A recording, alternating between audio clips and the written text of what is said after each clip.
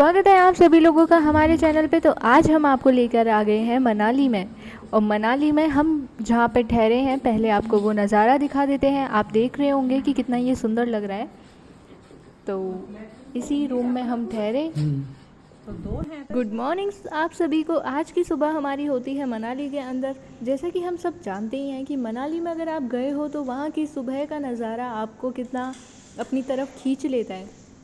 तो हमारे साथ भी वही हो रहा था। अब हम यहाँ पहुँचे थे रात को, और रात को हमारे साथ साथ बरसात भी आ गई थी और सारी रात बरसात होती रही। बट अगले दिन जब हम सुबह उठे तब भी बरसात हो रही थी, बट हल्की हल्की रिमझिम सी ही हो रही थी। पर वहाँ का जो सीन था बहुत ही मस्त वो सीन था। बादलों ने अपनी एक चादर बना दी थी पहाड़ों के ऊपर, और वहाँ आपको सामने अगर हल्का सा दिख रहा हो तो वहाँ पे है बर्फ़। तो वहाँ पे हमारा गोल था जाने का, बट अभी के लिए हम जा रहे हैं। Now we are going Hidimba temple. और ये मेरे जनतागण, हमारी फैमिली के मेंबर्स। ये यहाँ का कुछ व्यू जो कि बहुत सुंदर है। बिल्कुल हमारी हम जा रहे हैं हिडिंबा टेम्पल। जैसा कि आप जान चुके हैं, तो ये हिडिंबा टेम्पल जो था, भीम की पत्नी जो थी उनके नाम पे ये हिडिंबा टेम्पल था। पहले हिडिंबा को राक्षस नहीं माना जाता था, मगर उन्होंने बहुत ज़्यादा सेवा पानी करी थी, बहुत ज़्यादा तपस्या करी थी। उनके बाद उनको देवी का नाम दिया गया और उनकी पूजा करने लगी गई। हिडिंबा टेम्पल की ओर अग्रसर हो रहे हैं। यहाँ सीढ़ियाँ अच्छे लोगों की हालत ख़राब कर देती हैं। जैसा कि आप देख पा रहे हैं, वहाँ पे हल्का सा कुछ दिखाई दे रहा होगा, वही है हिडिंबा टेम्पल। और ये यहाँ से आने वाले लोगों के चेहरों की हालत। थोड़ी सी सीढ़ियाँ चलने पर ही हम सब लोगों की हालत टाइट हो गई थी, बहुत ज़्यादा सांस फूलने लग गई थी। बट लास्ट में अगर आपको ये सीन देखने को मिले, ये नहीं हिडिंबा टेम्पल, बट यहाँ पे अगर आपको ये चीज़ें देखने को मिलेंगी तो आप क्यों नहीं अपने आप को क्यों नहीं मेहनत करवाओगे। ज़रूर हम तो। और वहाँ पे इतनी ज़्यादा सुंदर सुंदर चीज़ें जब आपको देखने को मिलेगी, आपकी आँखों को संतुष्टि मिलेगी, आपके मन को संतुष्टि मिलेगी, तो इतना कष्ट तो हम सह ही सकते हैं। सबसे पहले हमें यहाँ पे दिखा एक सुंदर सा याक, जिसके बारे में हमने सिर्फ बचपन में ही पढ़ा था। पहली बार हमने देखा था इसे। हालांकि भैया लोगों ने ये देख रखा है, बट हमने पहली बार देखा था। और वहाँ के जो नज़ारे थे, वाह क्या कहना उनका। इतने शानदार से फूल, वहाँ का नज़ारा, वहाँ की सजावट, उस जगह को किस तरह से मेंटेन किया हुआ है वो, और इतने बड़े खरगोश तो हमने पहली बार देखे थे और एकदम मज़ा आ गया। इस खरगोश की आंखें भी कितनी ज़्यादा सुंदर लग रही हैं। हम जब जा रहे थे तब भी हल्की रिमझिम सी हो रही थी, तो यहाँ पे सब उसका बचाव कर रखे थे। अब हिडिंबा टेम्पल के अंदर माता जी के दर्शन करने के लिए वहाँ पे काफ़ी ज़्यादा भीड़ थी, काफ़ी ज़्यादा लंबी लाइन लगी हुई थी, तो हमारा वहाँ पे जाना नहीं हो पाया, हमारे दर्शन नहीं हो पाए। तो हम चल दिए फिर डोंगरी वन विहार के अंदर। हिडिंबा टेम्पल हर तरह के लोगों के लिए है, चाहे वो कोई अगर नेचर लवर है, उसे बस हरियाली से और इन चीज़ों से प्यार है, तो उसको यहाँ पे वो सारी चीज़ें देखने को मिलेगी।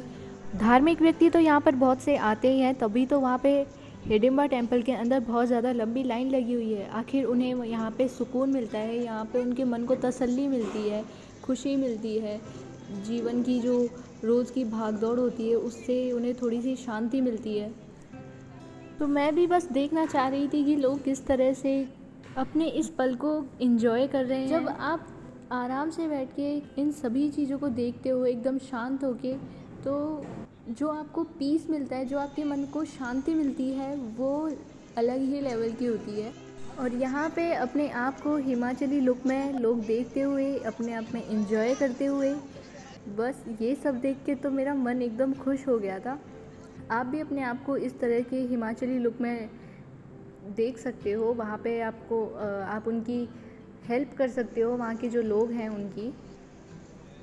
यहाँ पे जो चीज़ हमने देखी वो ये था कि सब के सब अपने हर एक पल को एंजॉय कर रहे, हर एक लम्हे को वो अच्छे से जी रहे थे। इसी तरह हम भी गुनगुनाते हुए अपने हर एक पल को एंजॉय करते हुए चल दिए थे डोंगरी वन विहार की ओर। यहाँ पे ये वो पत्थर है जिसको काफ़ी मान्यता है। ज़्यादा इसके बारे में डिटेल हमें पता नहीं है, तो बस हम उन चीज़ों का बस मज़ा ले रहे थे कि कौन सी चीज़ क्या है क्या नहीं। और हमारे साथ एक ये बहुत ही क्यूट सा पेट था जो हमें मानो कोई रास्ता दिखा रहा हो कि आप यहाँ से जाइए, ये जगह सेफ़ है, ये सेफ़ है। और ऐसे ही हम मज़े करते हुए वहाँ पे पहुँचे। हालांकि हम वन विहार सोच के तो ये गए थे कि हमें कुछ वहाँ अच्छा सा कुछ हो सकता है कि कुछ अलग जानवर या फिर ऐसा कुछ देखने को मिले, बट ऐसा तो नहीं मिला था। और वहाँ की जो हरियाली थी वो काफ़ी ज़्यादा सुंदर थी, हर जगह कितने ज़्यादा। अब आप देख लो, हल्का हल्का सा झरना सा बह रहा है, छोटा सा, और दूर दूर तक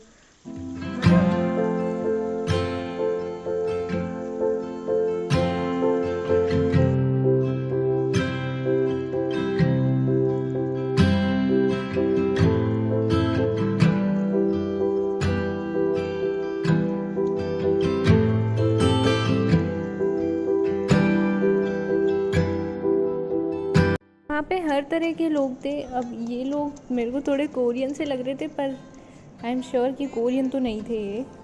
बहुत क्यूट क्यूट से बच्चे भी थे, छोटे छोटे से, बहुत ही अच्छा था।